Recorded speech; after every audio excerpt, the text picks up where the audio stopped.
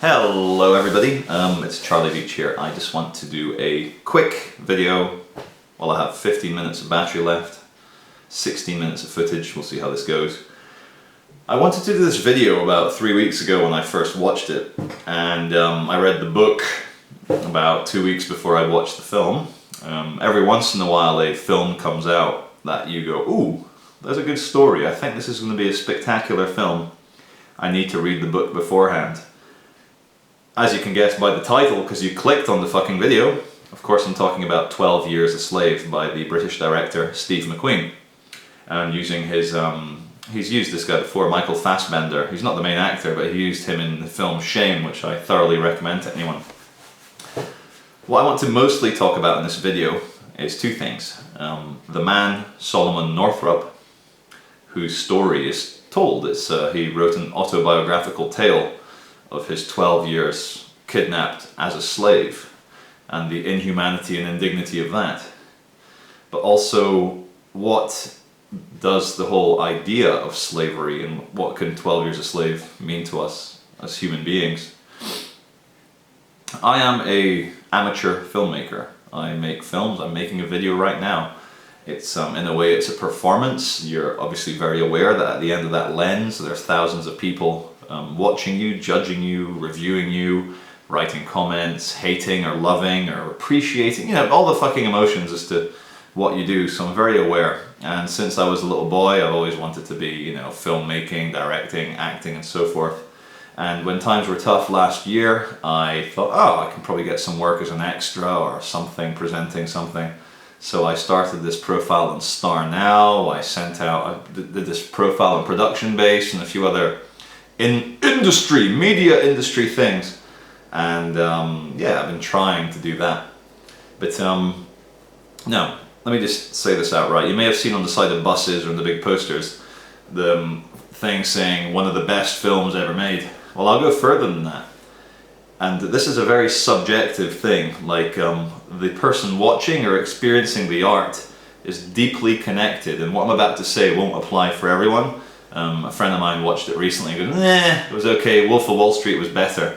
But for me, for Charlie, 12 Years a Slave is the greatest film I've ever seen. It's the best film, like the cinematography, the directing, the acting, the fucking emotional story of it. The fact, and this is a fact, the fact that it's a true story.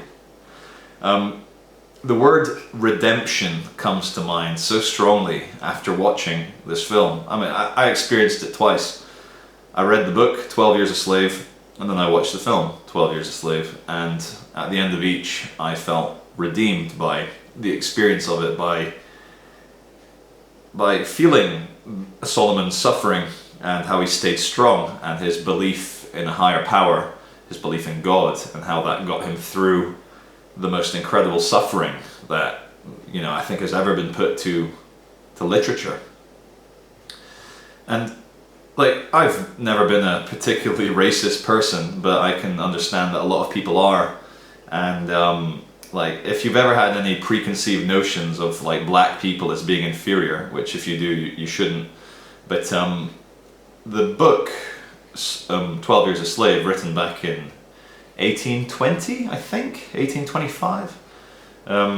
It's probably the most eloquent book I've ever read. The quality of the language, the expression of his ideas, the way his sentences flow, the way that you cannot put the book down, the way that you're biting your nails and you're scratching your eyes out, just trying to read what this man went through.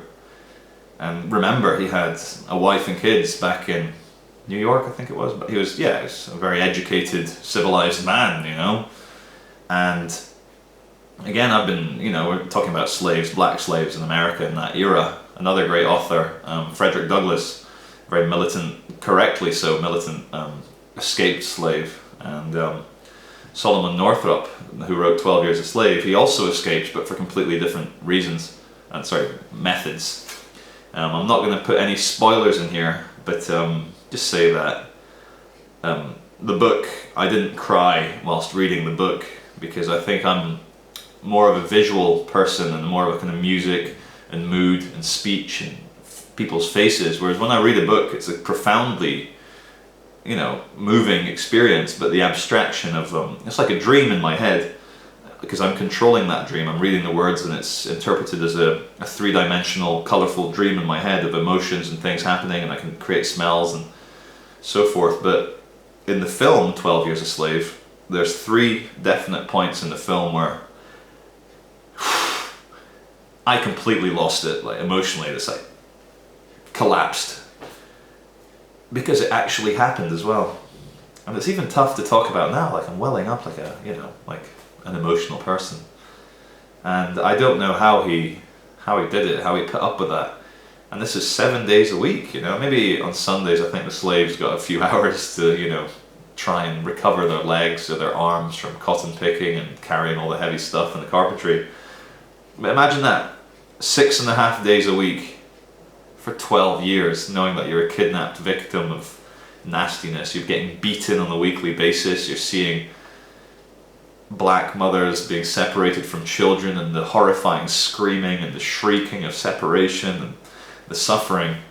There's a great line in the film where Solomon, he gets called Platt by his by the plantation owners. Platt is trying to console a woman who is bawling her eyes out 24 hours a day, correctly so. She's been forced away from her children. And she says something like, oh, you know, I want to survive or something. And then he screams, I don't want to survive, I want to live. And that is the attitude that I think we should all have in life, is that don't survive, don't settle for anything. Like, it's the language of the master. And I'd say this in the master slave, you know, like 17th, 18th, 19th century. The master will tell you to be satisfied with your lot. And you need to be so careful, first of all, to appreciate what you have, but secondly, to never accept another man's specifications as to how your life should be, because down that slippery slope lies wage slavery, economic slavery, outright slavery. Sorry, forgive me. You know, I was chatting to a guy recently who, you know, he's a black guy. I was chatting to him, we got quite palsy. And I was like, oh dude, like I watched 12 Years a Slave. Blah blah blah, a great film, like you'd probably love it, you know. Not because you're black, but because it's a fucking the best film I've ever seen. And he said, yeah, you know, like I like films like that, but I try and avoid them because I end up resenting and hating white people for a period of time afterwards. And I said, yeah, I get that, but you know, it's the redemption of this film that you go through what Solomon went through and you realize to not complain about your first world problems. And I said to him, dude, about this hating white people thing, realize that every single race and culture throughout history has always had slaves. Chinese people had slaves, African people had slaves, Arab people had slaves, Europeans had slaves, South Americans, the Aztecs, Incas, all this fucking civilization shit. Everyone had slaves. But what race of people was it? Or what national? You know, it was the Americans and the British and the New Zealanders that first started saying this is morally repugnant. You cannot,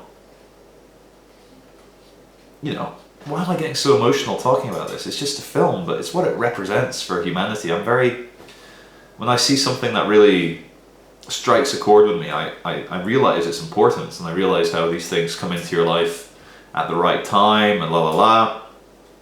And just give me a moment, let me just have a think here. I should really pause the video and edit this together, but I'm in the real mood these days to do one-take videos. So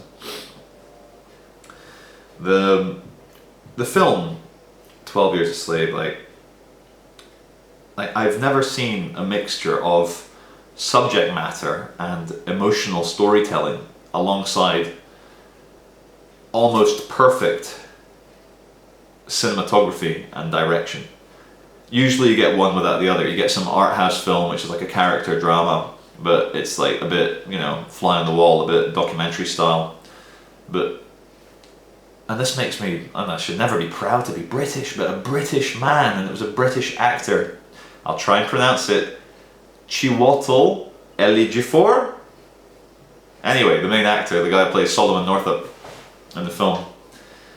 To get that mix of cinematography and skill together with emotional storytelling, you know you're onto gold.